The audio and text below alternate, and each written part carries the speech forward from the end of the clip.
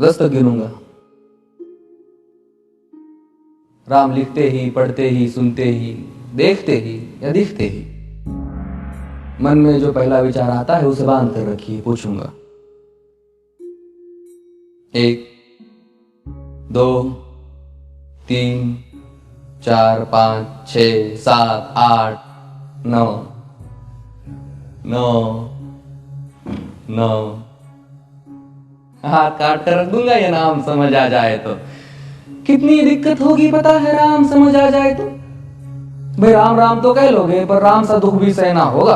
पहली चुनौती ये होगी कि मर्यादा में रहना होगा। और मर्यादा में रहना मतलब कुछ खास नहीं कर जाना है, बस त्याग को गले लगाना है और अहंकार जलाना है।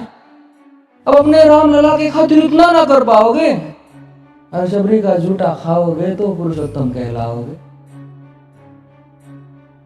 काम क्रोध के भीतर रहकर तुमको शीतल बनना होगा। बुद्ध भी जिसकी छांव में बैठे वैसा पीपल बनना होगा ये सब कुछ, और वो भी शून्य में रहकर प्यारे। तभी तुमको पता चलेगा कि कितने अद्भुत राम हमारे। सोच रहे हो कौन हूं मैं? चलो बता ही देता हूं। तुमने ही तो नाम दिया था मैं पागल कहलाता हूं। नया नया हूं यहाँ पे तो ना पहले किसी को देखा है। वैसे तो हूं त्रेता से, मुझे कृष्ण किसी ने कलयुग भेजा है। भाई बात वहां तक फैल गई है कि यहाँ कुछ तो मंगल होने को है कि भरत से भारत हुए राज में सुना है राम जी आने को है। बड़े भाग्यशाली हो तुम सब। वहां पे सब यही कहते हैं कि हम तो राम राज्य में रहते थे पर इन सब में राम रहते हैं। यानी तुम सब में राम का अंश छुपा है, मतलब वो तुम में आते हैं रहने। सच है या फिर गलत खबर? अगर सच्ची है तो क्या कहने, तो सबको राम पता ही होगा। घर के बड़ों ने बताया होगा। तो बताओ फिर कि क्या है राम। बताओ फिर कि क्या है राम। बताओ। अरे बता है तुमको क्या है राम? या बस हाथ धनुष तरकश में बांध, या वन में जिन्होंने किया गुजारा, या फिर कैसे रावण मारा लक्ष्मण जिनको कहते हैं भैया, जिनकी पत्नी सीता मैया। फिर ये तो हो गई वही कहानी, एक था राजा एक थी रानी। क्या सच में तुमको राम पता है, या वो भी अगर हम बताए? बड़े दिनों से हूं यहाँ पर, सब कुछ देख रहा हूं कब से। प्रभु से मिलने आया था मैं, उन्हें छोड़कर मिला हूं सबसे। एक बात कहूं अगर बुरा ना मानो, नहीं तुम तुरंत ही क्रोधित हो जाते हो। पूरी बात तो सुनते भी नहीं, सीधे घर पर आ जाते हो। ये तुम लोगों के नाम जपो में पहले सा आराम नहीं।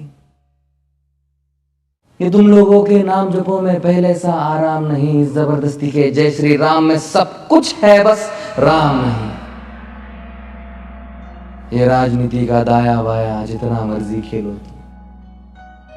दाया बाया, अरे दाया बाया ये तुम्हारी वर्तमान प्रादेशिक भाषा में क्या कहते हो उसे? हाँ वो लेफ्ट एंड राइट।